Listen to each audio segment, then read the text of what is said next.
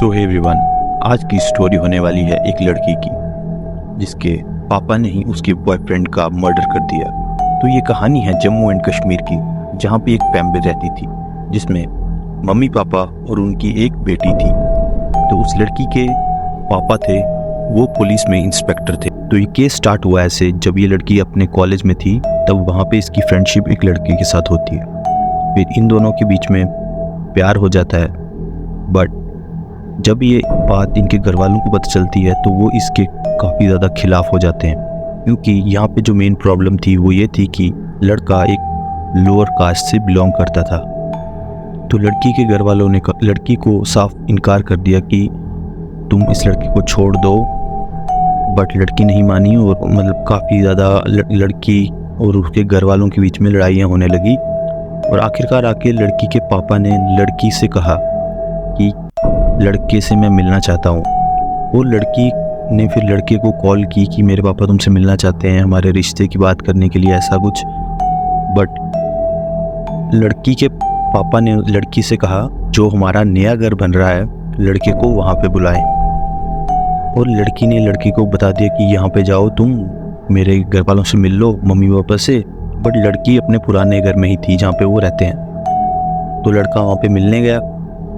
तो यहाँ से ये केस स्टार्ट होता है। तो जब लड़का लड़की के घर वालों से मिलने गया वहाँ पे वो लड़के का मर्डर कर देते हैं और उसकी डेड बॉडी को एक बोरी के अंदर बंद कर नाले में फेंक देते हैं। 2 से 3 दिन बीतने के बाद जब वहाँ के स्थानीय लोगों को नाले से स्मेल आने लगती है तब वो पुलिस में इन्फॉर्म करते हैं।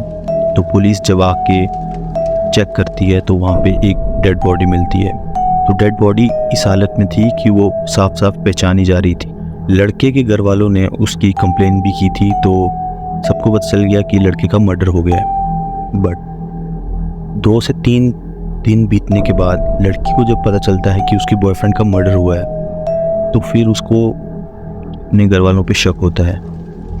तो वो किसी से कुछ भी कहे बगैर सीधा पुलिस को इन्फॉर्म करती है। और जब लड़की पुलिस को ये इन्फॉर्म करती है कि मेरे बॉयफ्रेंड को मेरे घर वालों ने मिलने के लिए बुलाया था, उसी के बाद से मेरी उससे बात नहीं हुई है, मुझे अपने घर वालों पे शक है। और वहीं पुलिस ने भी अपनी इन्वेस्टिगेशन की थी, उस दुकानदार को पकड़ा था जहाँ से उन लोगों ने वो बोरी खरीदी थी, बैग जिसके अंदर उस लड़के की डेड बॉडी मिली थी। क्योंकि ये जो मर्डर हुआ था ये एक गाँव में हुआ था और वहाँ पे बेसिकली 1 से 2 दुकानें ही ऐसी थी जहाँ पे वो बोरी मिलती थी।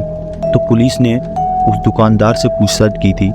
तो फिर उस दुकानदार ने बताया था कि मेरे पास 2 से 3 लोग आए थे इस बोरी को लेने, मैं उनको नहीं जानता हूँ, वो नए से लोग थे, मैंने उनको आज से पहले यहाँ पे नहीं देखा है। और पुलिस ने इस केस में उस दुकानदार को मतलब सस्पेक्ट माना था, क्योंकि उनके पास खाली एक वही सबूत था, क्योंकि वही उनको जानता था जिसने उस लड़की का मर्डर किया है।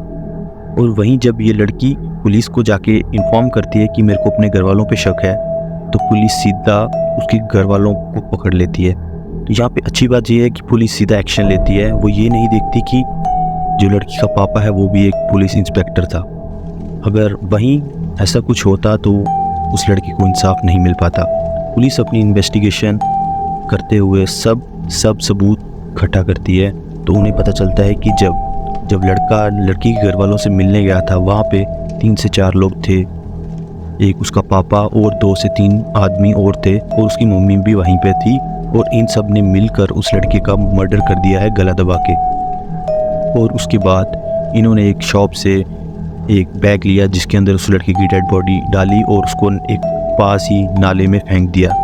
यहाँ पर पुलिस ने अपना काम बहुत ही ईमानदारी से किया। उस लड़की के माता पिता को सज़ा हुई। इस केस में लड़की की माँ को 15 साल की सज़ा, उम्र कैद की सज़ा हुई। अभी तो लड़की की मम्मी जेल से छूट चुकी है क्योंकि इस केस को काफ़ी ज़्यादा टाइम हो गया है। बट यहाँ पे अच्छी बात ये थी कि लड़की ने अपने प्यार के लिए स्टैंड लिया और पुलिस में कंप्लेन कर दी। नहीं तो कई बार ऐसा होता है कि लड़कियाँ डर जाती हैं कि हमारे घर वाले भी अब इस केस में फंस जाएंगे और वो कंप्लेन नहीं करती।